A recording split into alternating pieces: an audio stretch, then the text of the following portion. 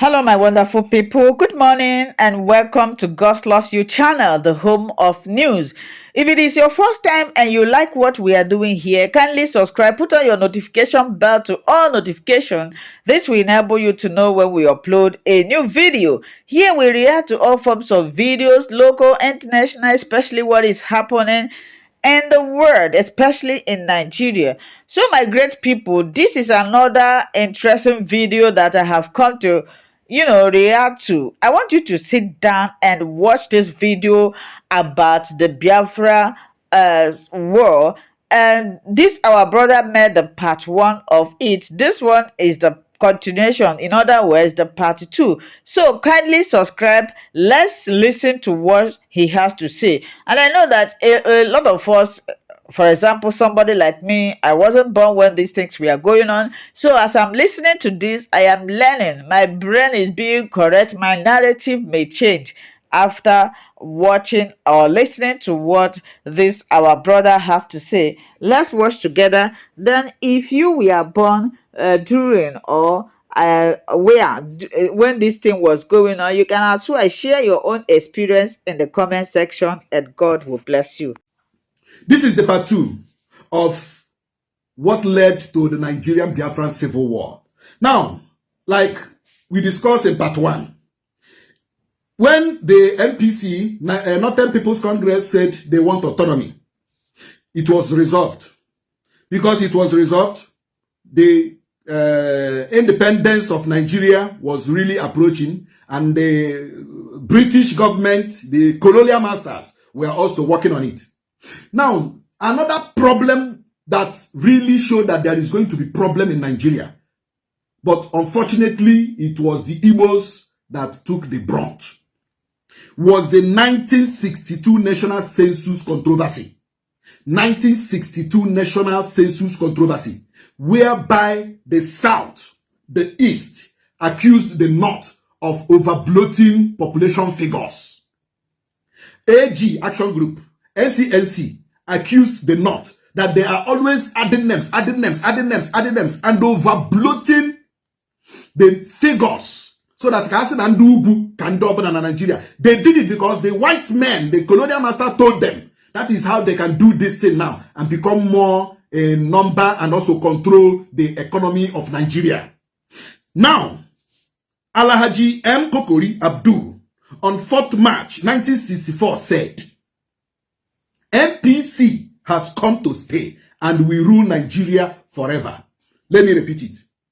Alhaji M. Kokori Abdul, a Northerner, said, and I quote him, he said this on 4th March 1964, that Northern People's Congress at large, the Northern Nigeria, has come to stay and will rule Nigeria forever. Okwa Hokru is still happening today. Kendi Kachi on the North to Kachia, Nigeria. Other parts of Nigeria, Chiga Nigeria, nka alotara n'ogo, nka adotara n'okpo, nka apiatara n'okpo.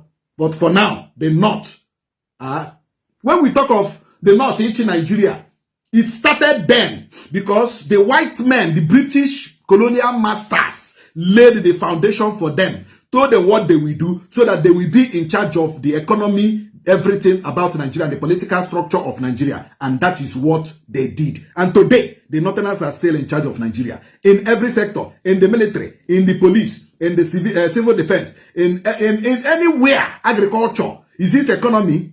Is it foreign affairs? What is it? The military, the Northern people are still in charge of Nigeria till today.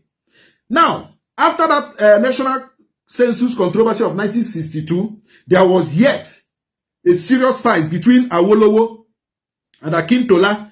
That was the fight they had in the same 1962. 1962 came as a very tragic year for Nigeria. 1962. It was a very tragic year for Nigeria. Now, the Premier of Western Region, Samuel Akintola, battled his leader, Chief Obafemi Awolowo. They are trying to ascertain who controls the Western Region and the Parliament. Now, Action Group was in charge of the entire Southwest. Action Group belongs to the Yoruba. That was how it was done. NCC belongs to the Igbos. MPC belongs to the North. Now, there was a problem whereby Akintola battled his leader, Awolowo, because they have divergent ideologies. Now, Premier of the Western region, who is SL Akintola, does not want to buy into some certain decisions and certain things that Awolowo was telling him to do. So because of that, AG expelled Akintola because they don't want any problem with their leader. So they expelled Akintola, and also who was also the governor of the Western region, and also the Oni of Ife, Adesoji Adereni, sacked Akintola as the premier and appointed Dawuda Adegbami. Dawuda Adegbami was appointed to replace Akintola as premier. But Akintola went into alliance with the North. He went into alliance with MPC. He went into alliance with Ahmadu Bello. He went into alliance with Tafawa Balewa. And because of that, a state of emergency was declared in the entire Southwest. Southwest was locked down. The entire Southwest was locked down. And Tafawa Balewa appointed Dr. Moses Majo Kuduni as interim premier. On 29 June 1962, Akintola was reinstated. Now, Akintola was reinstated after being sacked by the governor of the Western region. Now, Azikiwe, as the president, he's just a ceremonial president, he's not even a president. The real person in charge was Tafawa Balewa, who was the prime minister of Nigeria then. You know? So, Azikiwe advised Tafawa Balewa, do not reinstate Akintola. Rather, let there be another election, probably runoff election or a run election, so that even if Akintola wins again, he can now go in. But they refused. They didn't want to take that chance because they wanted to plant their own person in the West. So the domination of the North in Nigeria didn't start today. What happened between Akintola, Ahmadu Bello, and Tafawa Balewa was what gave birth to what is happening today in Nigeria, whereby the North has dominated every sector, whereby the North will now tell you who will become your governor. Because that was what exactly happened when Tafawa Balewa, instead of conducting a rerun election, when Akintola was sacked as the premier of the West, he didn't conduct an election. He reinstated him, which is wrong, which is not constitutional. Now Azikiwe had to call the Army GOC, General Officer commanding the military then, and told the army to conduct election. When Azikiwe called the military to conduct election for this premier in the Southwest region, he was arrested and placed under house arrest for uttering such a thing without the permission of the Prime Minister of the Federal Republic of Nigeria. He was later released. This is history.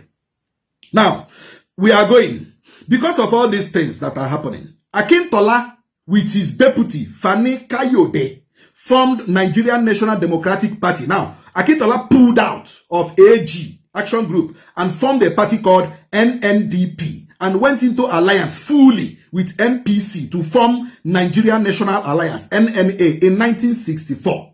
But in 1963, before the general elections, Awolowo was accused of treason and jailed for 10 years. So when Akintola went into alliance with Ahmadu Bello and Tafawa Balewa, they conquered a whole lot of rubbish against Awolowo, and Awolowo was quickly arraigned, quickly sentenced, and quickly jailed for 10 years. That was in 1963. Right now, Akintola is in charge.